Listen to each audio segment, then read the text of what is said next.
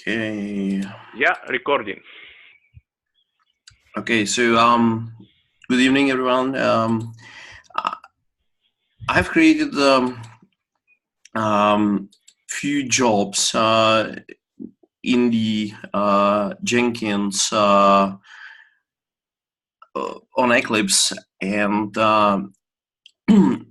basically, I should start with the TCK. The TCK is used for making sure that the implementation was always compatible with the API, with the standard. And for the Jakarta EE API release, we probably do a bit different thing. We want to be sure that the new API, which is going to be released in the Jakarta EE API, will be compatible with the Java EE API. And for that, we want to use the TCK. So basically, the idea is that if we have the Glassfish, the implementation which was already compatible, which passed all the TCK tests, then we just have the implementation which is compatible. So if we put in the new API and we run the TCK, then it all should be if it passed, then it all should be compatible as well. So that's what we are trying to do. We just have few jobs. Basically, there is the job needed for the API to be built. So that's probably the job for. Yeah, I will show you that on the JSON-B. On JSON-B, we use the build job from which builds the API from the E4J 8 branch, and we put that to API to Glassfish. So and we build the TCK bundle. We run the TCK bundle, and that's it. So the build job has the artifact which is going to be used in our TCK job, and I can show you here. This Glassfish integration job just takes that API and integrates it into Glassfish. It has another artifact, which is the Glassfish, containing the new API built from the E4J branch, and there is the TCK run build, which just takes this Glassfish and runs the build TCK against that Glassfish. So what is most important in these settings is the TSGT configuration file. The TSGT configuration file is just basically the main file which is needed to be configured to run the TCK.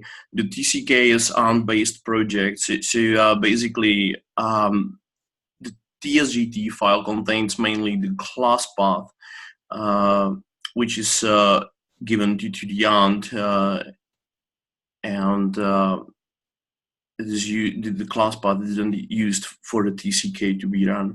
So the TSGT file. TSGT file is located for every project in the original Jakarta EE TCK repository.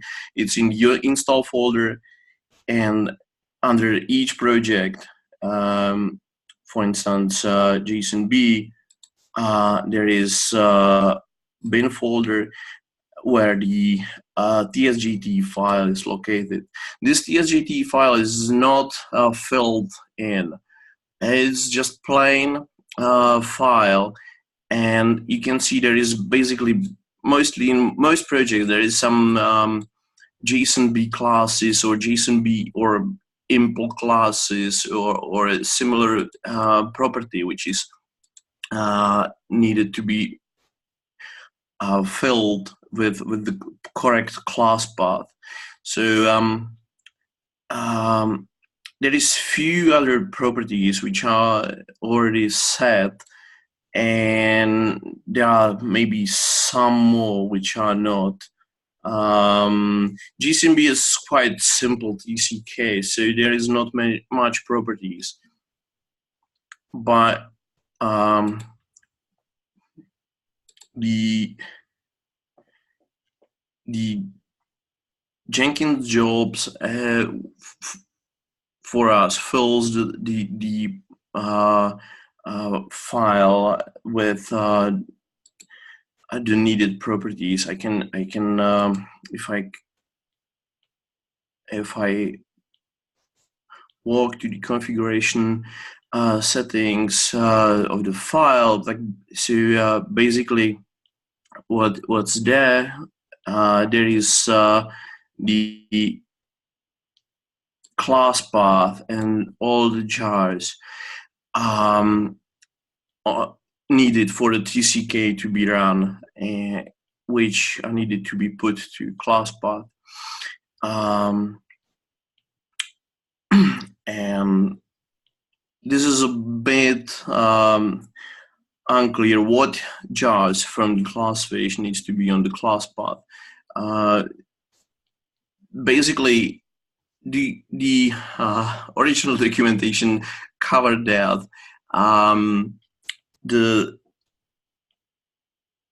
I don't think there is a documentation which covers that now. Right now, maybe it is. I'm not quite sure.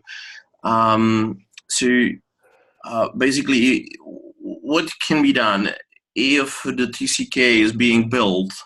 So the Java compiler doesn't find some class. So that's the class which is needed to be put to class path. So that's probably it. What properties are here?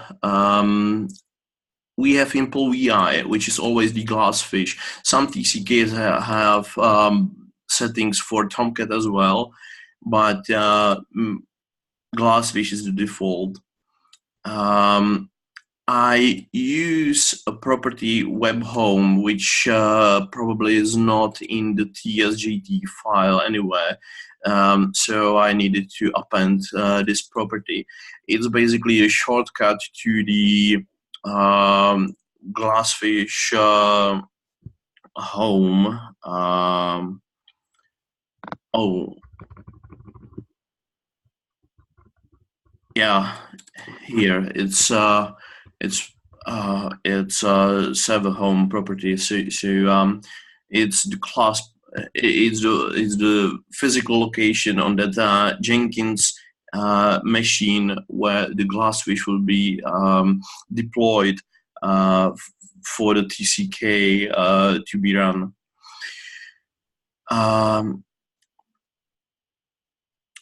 So, and many TCKs use web server home, which is always the local host, and web server port depends on what is the default. The default for glassfish is 8080. So basically, that's all what needs to be set for this JSON-B case. So the job just grabs the tsgt file, the original one, then it fills that, and what's next? It just archives the tsjt file. The tsjt file is used for both TCK build and TCK run. So when the tsjt file is created, then the TCK can be built. The TCK, if I go to the configuration settings, the TCK is built. Well, for the TCK to be built, the implementation or the APIs, all the APIs are needed, and the APIs are all located in the Glassfish, and the Glassfish is just grabbed from the Maven Central, and for the build, for the TCK build, we can use just this unmodified Glassfish. So the TCK repository is cloned into the CTS folder. I just choose CTS folder because whole Jakarta EE TCK is cloned in that folder, and I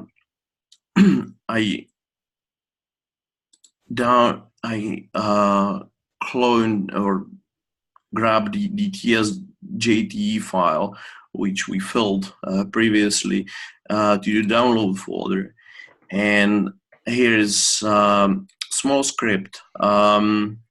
Basically, the largest part of the script is to grab AND. The TCK is AND-based project, and it expects the TCK to be on exact location in the TCK. The TCK repository does not contain the AND. So this script just grabs AND from some web location, and it deploys it in the location which is expected. So it's the TCK home and tools subfolder. So there the AND is expected. Of course, I said AND home to that very location, so the AND is executed from there. I unzip the Glassfish, and most of the TCKs need just 3 environment variables to be set before the TCK can be built and executed. It's TS home. TS home is basically the property which says where the TCK is located. So in this build script, it's basically where from the TCK is going to be built. Then there is the deliverable there. This property needs to be named like this. There is a lot of AND scripts in the TCK which expects this property to be set. So not only it corresponds to the folder in the TCK workspace, it also is referred to by AND scripts during the build step.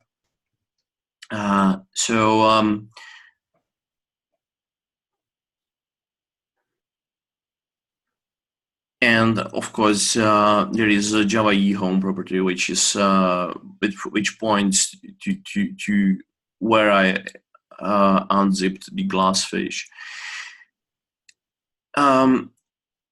So the clone TCK repository is deployed somewhere. The tsjt file is replaced, and build all is called, and that's it. It creates a TCK bundle in the release folder, and it's just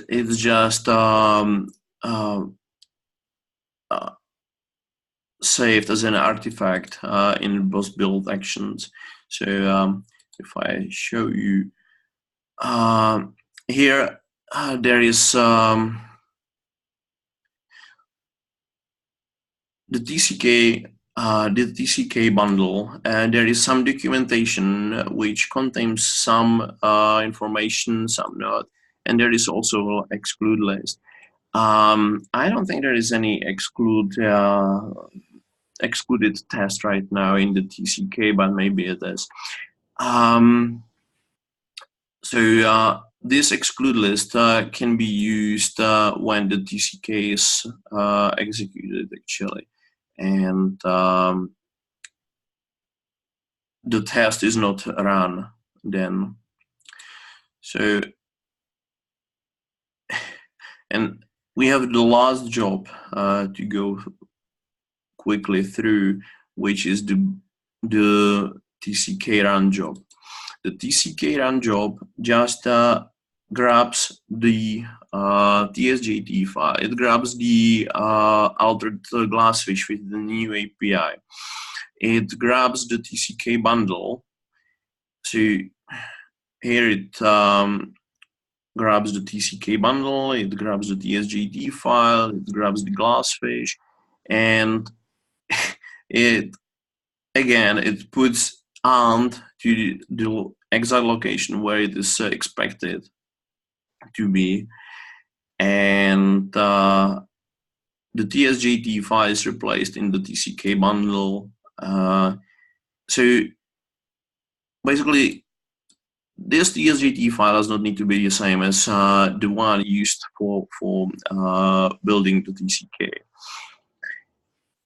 And there is once this is done, the TCK run starts here. So it's basically just these commands. Config vi is set of AND targets which configure the glassfish. It starts the glassfish. It configures the users in the glassfish, some passwords probably, or some other whatever is needed for the TCK to be run. Then there is call deploy, which is a target which deploys all the words in the TCK bundle. And there is the run script, which runs all the tests. So basically, there is few more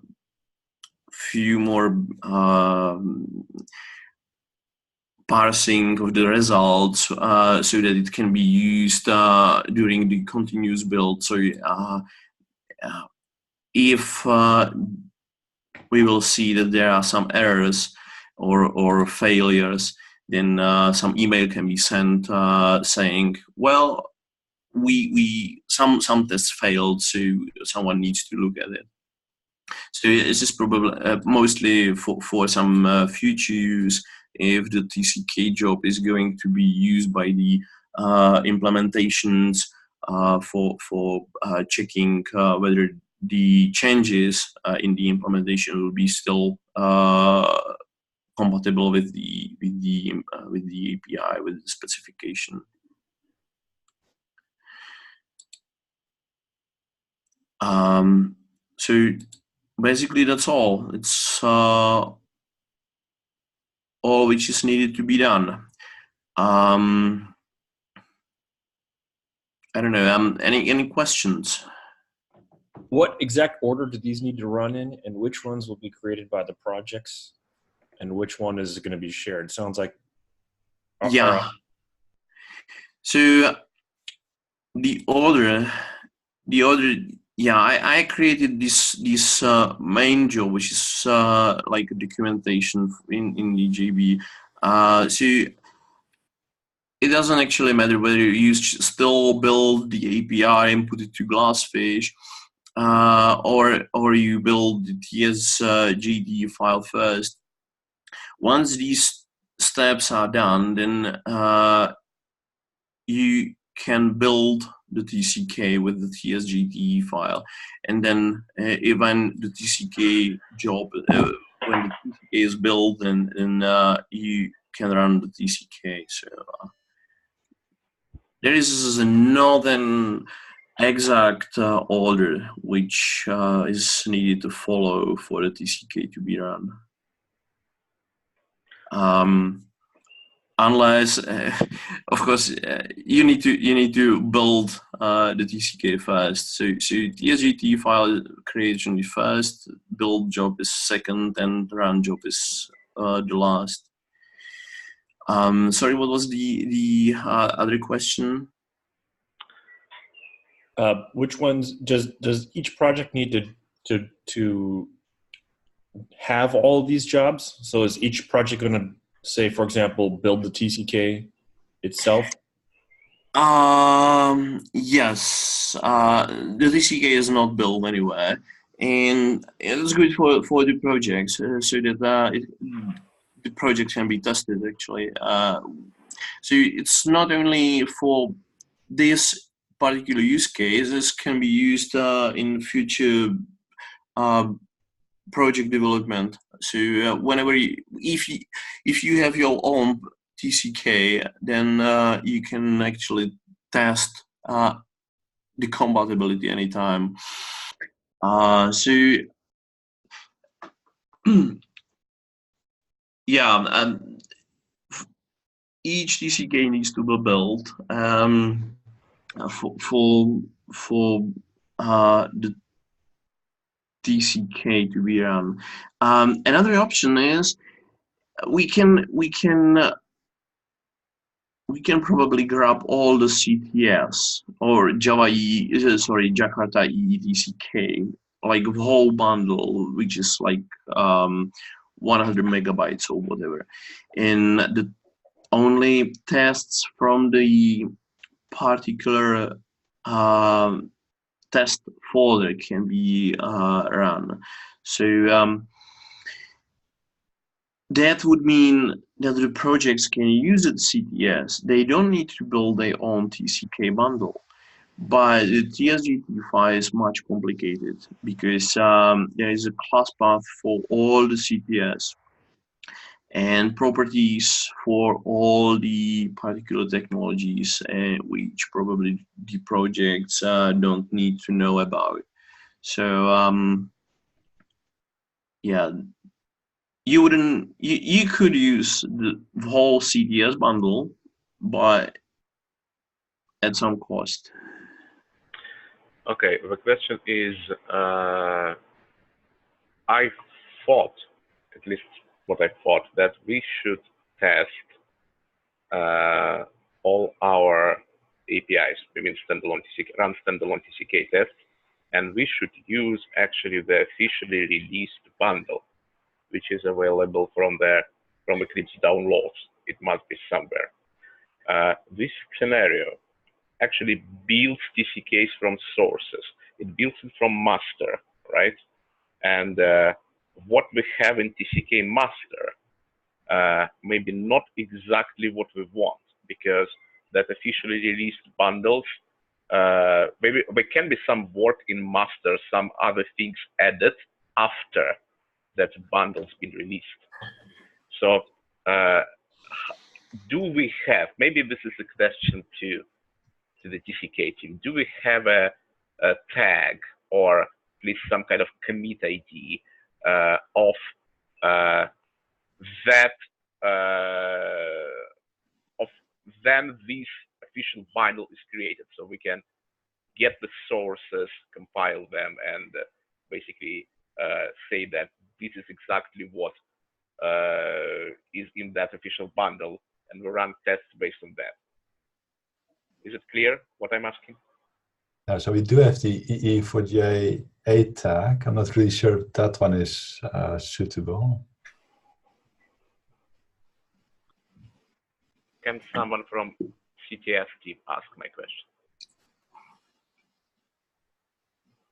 So I'll just jump in while Stevie's getting ready to answer. The TCKs that we will be using are pushed to right now we're pushing them up to the Eclipse download. Here's I'll paste into the chat the latest JAX-B TCK. Or, sorry, that was JSON-B. Wow, my fault.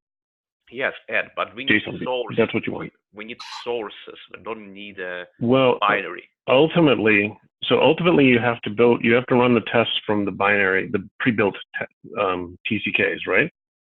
No, that's actually what I have concern about. This job actually runs TCKs which are built from sources, not from binary. I saw that. And the sources are customized because Jan provides there the special, this JTE or whatever it's called file, which contains class path information, blah, blah, blah, blah, blah, blah, right?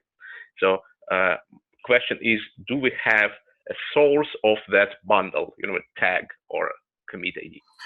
Well, you actually, I think you are mistaken. Basically, the build bundle, if it's available, I was not aware about that being available. I think it would be enough to use because this bundle contains all the sources. It contains all the binaries, and the TSJT file is maybe not properly configured, but that's that's all you need to do to configure it. So the Java EE TCK, the old Java EE TCK workflow was to grab this bundle to configure TCK, because you had to configure it because you didn't know where the vendor's implementation would be would reside, and then run the TCK. So I think if we have this bundle, then we don't need to build it. We just need to run it. Okay, so it means that having the bundle, what Ed just put a link to the chat, it actually simplifies your job, right? Yeah, it replaces one of the job I have. So I wouldn't need to build it on my own. Okay. In this case, maybe the action item for you would be actually modify your job the way that it actually uses their bundle instead of building TCK itself, which is what we want to use. Okay. Okay. That's I'll just comment that the goal is that we're verifying the TCK that's going to be shipped to the world is valid, right? So at some point there's going to be Ed or somebody proposing some binaries and saying, we expect that these are perfect. This TCK build is perfect, and we're going to ship it to the world. We need somebody to run it and verify that it is perfect, and they can't ignore the binary and go build another binary. They need to use that binary because that's the one that other implementations are going to use to certify.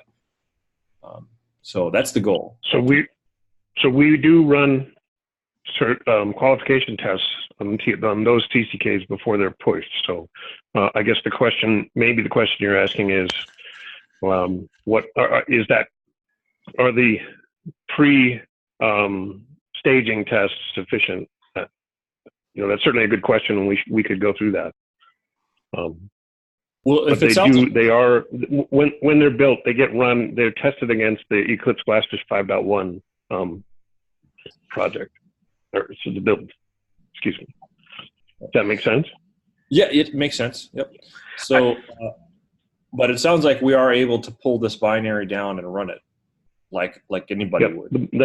The zip, just like Jan said, the zip file contains the binary, the pre-built. It also contains all the sources. The thing that I guess that we would apply the signature to is the zip bundle itself. So that as long as the compatible implementation is able to represent that they're running the tests using that zip bundle, I think that it seems like that should be enough. That is enough to say they're using the right one. Yep, that's perfect. I think this is kind of a slightly different topic, right? Because what we are discussing now, that's testing APIs for compatibility, testing TCKs for correctness is, I guess it's out of scope of this demonstration. Right, exactly. Yes, Okay. it's a different call. I was understanding it was the same call, but I'm okay either way. We are fine. We are fine to answer your questions. Always. Sure. It's just a different. It's a different team of people that would be on the from the TCK group. Okay. Okay. So when this runs, I noticed that it was setting the port to 8080, right? And if you have 30 jobs on this thing all running at the same time using the same port, you're going to get conflicts on the test run. That's correct. For this, the TCK is designed to run one test at a time.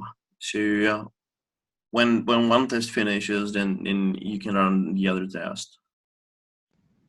So how are we going to handle that? Because if we have individual projects set up this and they all are expecting to start a Glassfish on port 8080, we can't let them run at the same time. Yes, this is handled by the Jenkins on the Eclipse side. Each job is executed in a virtual environment where you are virtually alone there. So you just can start whatever number of jobs, and all start Glassfish on 8080, and it works just fine. Is it using like a Docker container or something? Well, I'm not expert, but I was told that they are using some enterprise Jenkins on using some yeah, I don't remember the name. Yeah. Basically, it looks similar to Docker. Yeah. Okay. All right. Basically, it runs in its own sandbox, so we should not worry about that port collision. Great. Yes. So if we use that zip file that's posted to the downloads directory, which of these steps would still be necessary? You definitely need to have the TSJT file.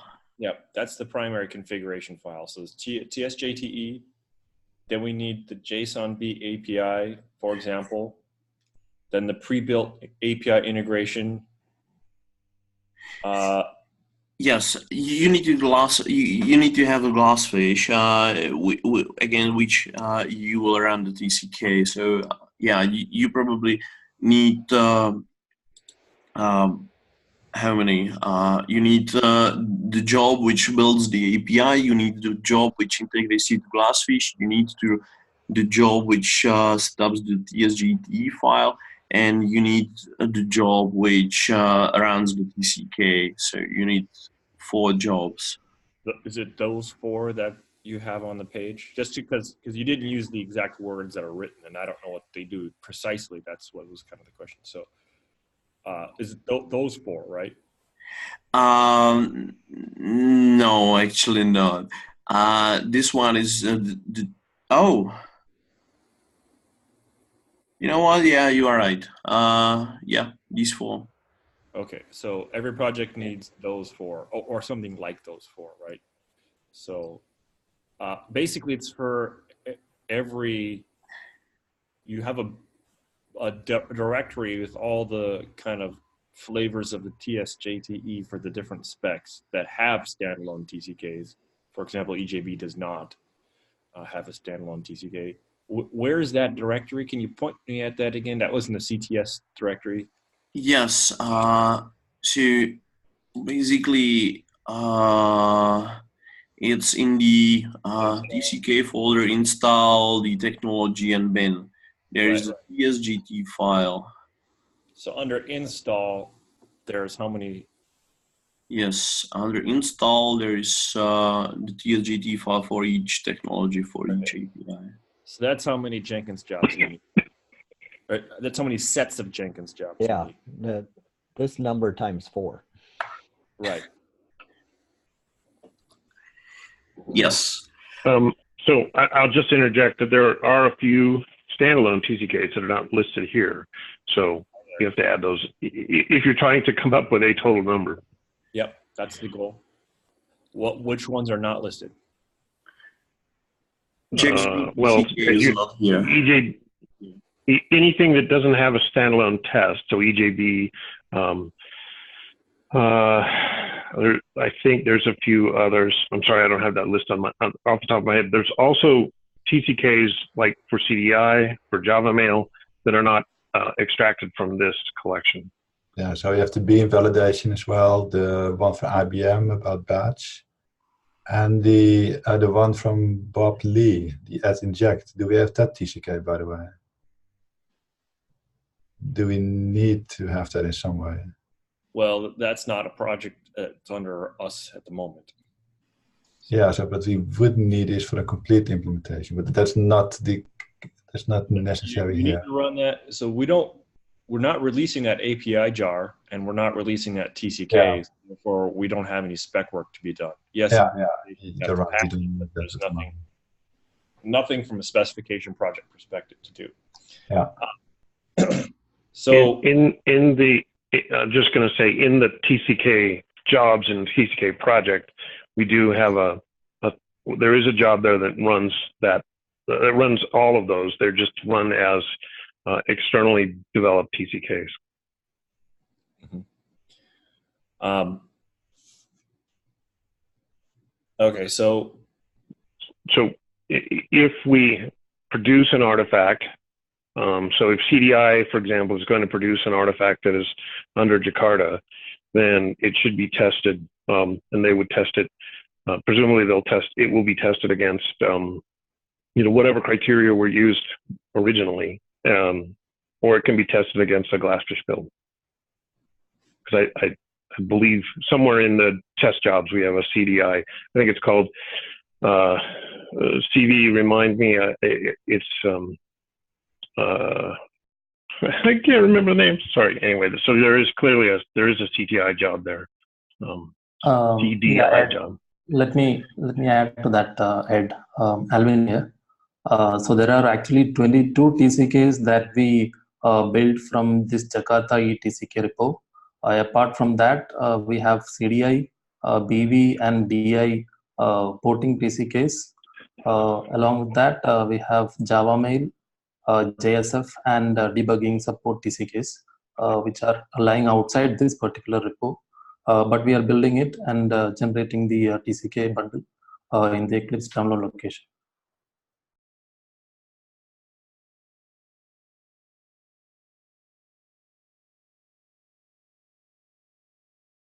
Okay, so that sounds helpful indeed.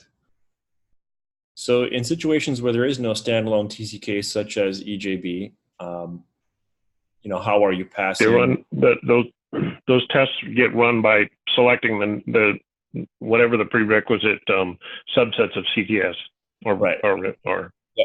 So when you look at the CTS test runner, you'll see a whole bunch of EJB related subset tests, for example. Yeah. Just wondering via the Ant setup, how are you? I forget because it's been a while. So one, have we documented clearly what tests we would expect? The signature tests have a pretty specific name, and I forget exactly because it's been a while since I've run the TCK myself, what that looks like. So what we would have to set up in the job. Do we have an example job of a TCK that doesn't have a standalone? We have an example job of a run we need to do for a TCK that isn't standalone.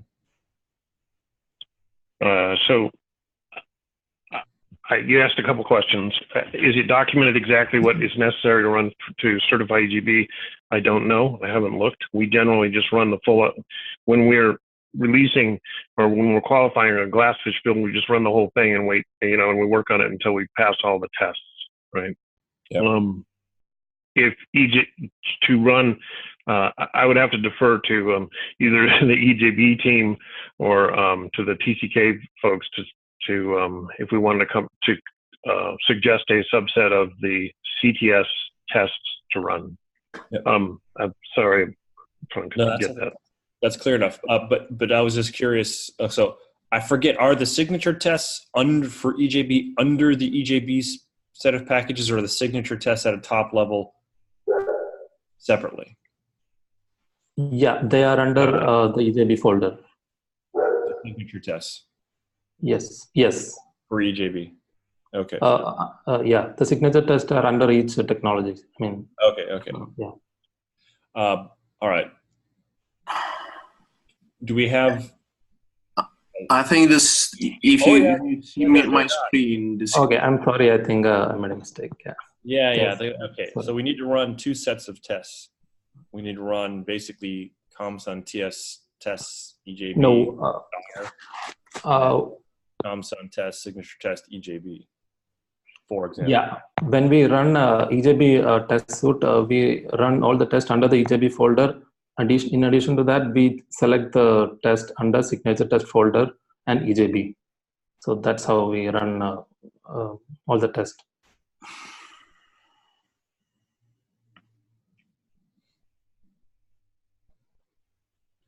And so go ahead. I was going to ask, just if I could share, I can show you the subset tests that are in the TCK. Sure. Okay,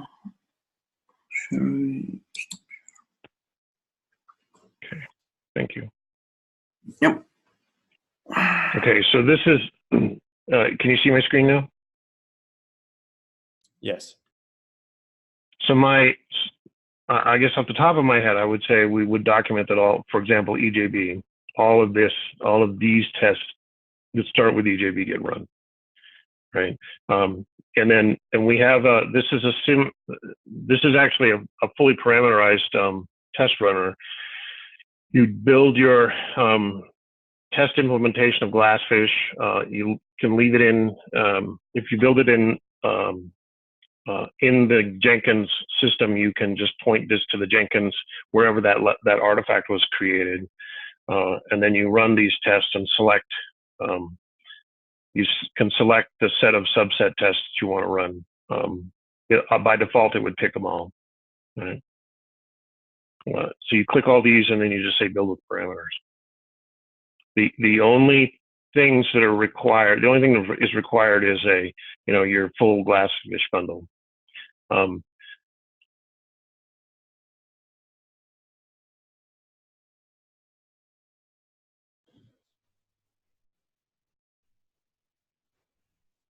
that make sense? Yeah. I'm just wondering how this relates to the jobs that Jan showed. So these are not customized. What Jan showed are customized builds that can continue to move forward and evolve with the project. These tests just pull from the established promoted TCK jars or zip files, excuse me, and then they run the tests in a very prescribed setup. I don't have I have no objection to these. What I'm looking at right now is the CTS test suite runner, and I don't think there's any reason projects can't use that.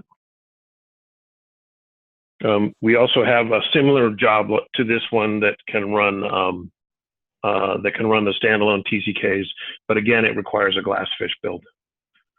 Sure. The problem here is Eclipse permissions, I suppose, that to run a job on to make it a part of your pipeline initiated from some project, that user who runs it needs to have access to TCK, right? And some committers are not committers of TCK, right? Correct. That's correct. So one could clone this. What we were trying to avoid was having to clone this job, this job are the TCK test runners, right? So I think Jan and the JSON-B team, they started, I think they started for this, but I shouldn't speak for them. And then they just customized it and got rid of all the things they don't need.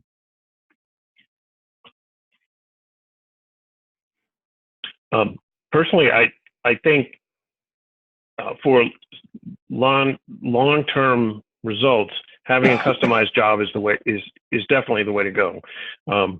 If we get to a point where we just need some projects to finalize their test results, or if a project just says there's no, I don't need to create a customized job, I'm sure we can arrange to have either to just copy and paste, clone the jobs here into that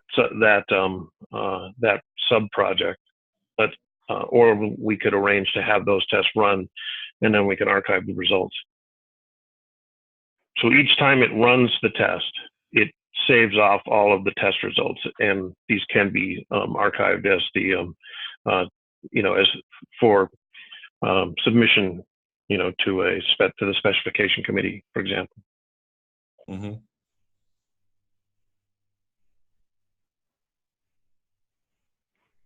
Okay.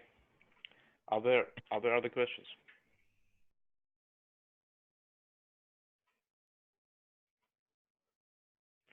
Okay. It means I am stopping recording.